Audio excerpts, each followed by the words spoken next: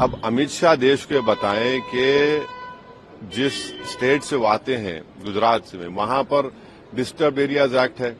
एक हिंदू अपना घर मुसलमान को नहीं बेच सकता, मुसलमान हिंदू को नहीं बेच सकता और बरसों से चले आ रहा है। वो संविधान का वायलेशन नहीं है। गुजरात में और जहां जहां बीजेपी सत्ता में है वहां पर आप कन्वर्जन के खिलाफ कानून बना दिए, जबकि संविधान में राइट टू चॉइस एक फंडामेंटल राइट है।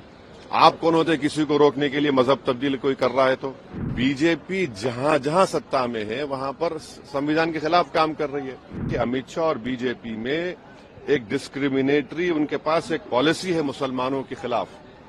और भारत के संविधान में फ्रीडम ऑफ रिलीजन एक फंडामेंटल राइट है। क्रिमिनल लॉज जो है वो तो क्रिमिनल लॉज हैं। जो शरीयत एप्लीकेशन एक्ट है या मुस्लिम पर्सनल लॉ है वो तो सिविल मामलात के लिए है। अब अमित शाह देश के बताएं कि जिस स्टेट से वो आते हैं गुजरात से वहां पर डिस्टर्ब एरियाज एक्ट है। एक हिंदू अपना घर मुसलमान को नहीं बेच सकता, मुसलमान हिंदू को नहीं बेच सकता और बरसों से चले आ रहा है। वो संविधान का वायलेशन नहीं है। वो गुजरात में और जहां जहां बीजेपी सत्ता में है वहां पर आप कन्वर्जन के खिलाफ कानून बना दिए, जबकि संविधान में राइट टू चॉइस एक फंडामेंटल राइट है।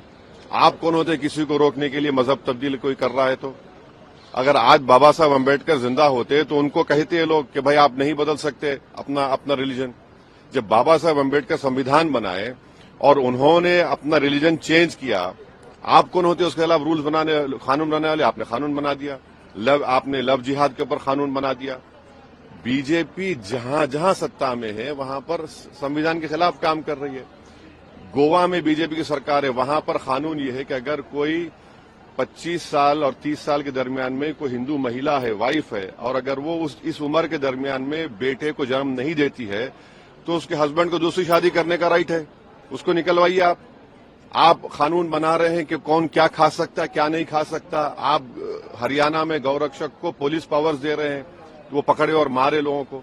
ये संविधान में है क्या? ये तो ये साफ जाहिर होता है कि अमित शाह और बीजेपी में एक डिस्क्रिमिनेटरी उनके पास एक पॉलिसी है मुसलमानों के खिलाफ। और भारत के संविधान में फ्रीडम ऑफ रिलीजन एक फंडामेंटल राइट है। आर्टिकल 26 में रिलीजियस डिनोमिनेशन को इख्तियार है कि अपने मजहबी इदारों कायम करे। तो ये दोनों फंडामेंटल राइट्स का वायलेशन कर रहे हैं।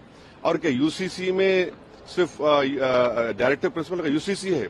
डायरेक्टिव प्रिंसिपल में यह भी लिखा गया कि भारत में तिरस्सों से सबको बांटा जाए। डायरेक्टिव प्रिंसिपल में यह भी कि शराब पर पाबंदी आयद कर। हमेशा शराब पर पाबंदी क्यों नहीं आयद करते पूरे देश में? चलिए करिए, क्यों नहीं करते आप? डायरेक्टिव प्रिंसिपल में बहुत सी चीजें हैं जिसका वो सेलेक्टिवली भूल जाते हैं उन चीजों को।